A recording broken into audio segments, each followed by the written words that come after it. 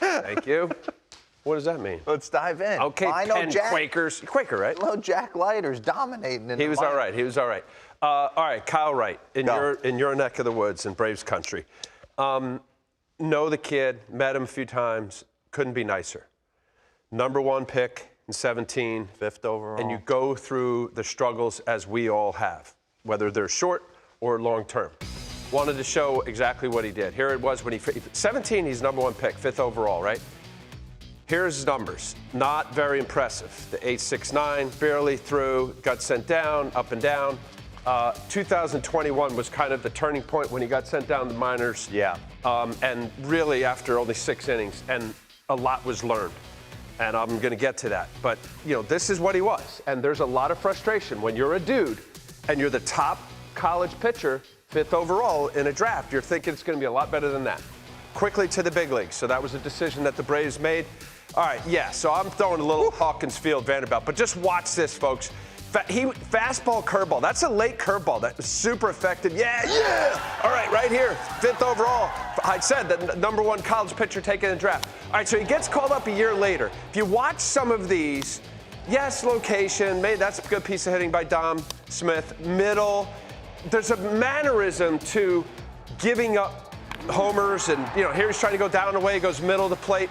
And then here, LCS against the Dodgers, didn't get out of the first inning, gave up 7 earned runs. But I want to go after this, and this is one of those moments where you go, oh my God, what am I doing? Trying this, trying that. Stop right here. Pull up something that transpired in 2021. He gets sent down after only pitching 6 1/3 in 2021. Let me read this here. This is about confidence, and you know how I feel about the mental game. It's 100%, yeah. There were definitely times where that's kind of what it was. I feel like I had lost confidence, and it was really my mechanical flaws leading to my mental ones. Roll it. In college, the curveball was my pitch. I was mostly fastball curve, and that was pretty much it. Would mix it in occasionally, change up in a cutter. Early in pro ball, my first year, I was still mostly curveball. But that was the time when analytics really started to take over with the emphasis on fastballs up and hard sliders down. So here, before I get to the role of him to reinvent himself when he didn't need to. Guess what? But when you struggle, and I'm not saying analytics community, they're not the people trying to help. They're looking at the metrics, right? The shaping, the positioning of pitches, how you get it all together with respect to your repertoire. And they tried to help him. But you got to go back to who you are. And this is what transpired. He went to the minor leagues. He figured it out mentally, and he said, what am I? In Vanderbilt, I was a sinking, yes, elevated high fastball, but a hard curveball. Altuve, go ahead and roll it. So he comes back. He goes in 2021. The last 22 innings of his minor league in AAA, he didn't give up a run. So he goes into this game, 4 1/3, just dominates in the World Series. Altuve said that was one of the best curveballs that he's seen. This is what he was. Diving towards the mound. So here it is now. That's filth. I'm going to stop it right here, please, Lucas. All right. So while I'm going to accentuate a curveball, and a guy on the mound that now has figured it out mentally, who am I and what am I?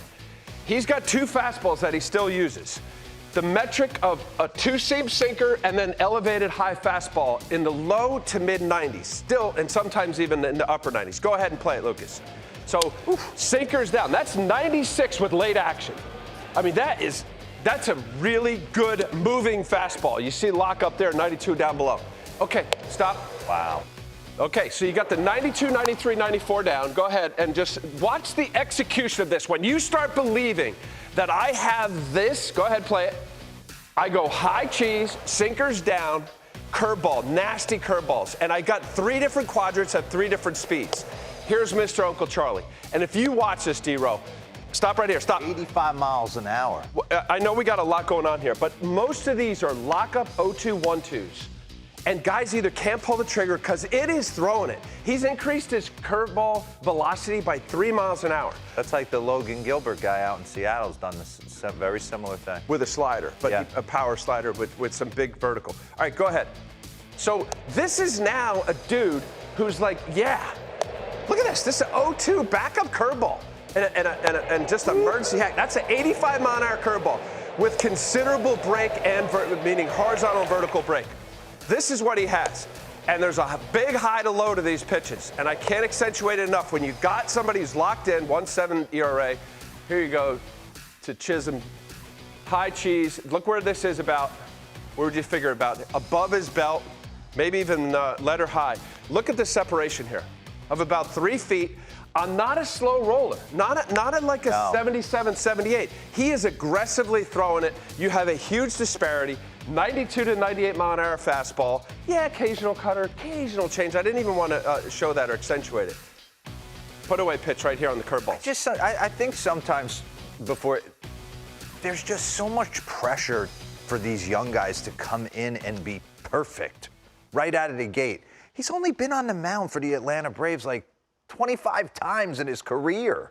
I'm glad you It's said like that. we want him to be like fighting for Cy Youngs right out of the gate. I'm a fan of The Athletic because they really, the Athletic online newspaper. Do a great job. Really big fan. Dave O'Brien, who you know, long time, he covered me with the Marlins. He did an awesome article about this a few weeks ago, about Kyle Wright and what happened. And one of the other things that Kyle Wright had mentioned, I want to just put some quotes about, like, where are these guys mentally? What are they trying to do to make the adjustments to get right on? Talked about just what you said. He deleted his Twitter account. He deleted his Instagram account. Like, when stuff is going sideways, is that the first thing you want to do? Well, maybe you do because you're always on it. But like, oh, geez, yeah, everybody hates me. Oh, I stink. Oh, I'm terrible. No, throw that sucker away. If I was in my prime right now, there's not a chance. I would read it. No, why? Because I'm crazy like that. No, it's going to affect the way. I know. So you're going to read this as that though was my motivation. Your motivation is to listen to some guy yelling at you in the stands? Yeah, it was to shut the Robert Flores up. I would definitely take the time to reply to every single mean tweet or post. And you'd be batting $130 in AAA. Right. Yeah. Your mind would be I've also muted over 1,000 accounts. Zero says he would. I bet you wouldn't.